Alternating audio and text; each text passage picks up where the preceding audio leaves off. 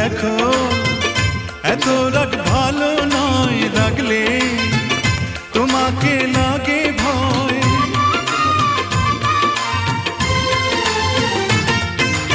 আমি কাছে আর আসবো না, তোমায় ভালো আর বাসবো না।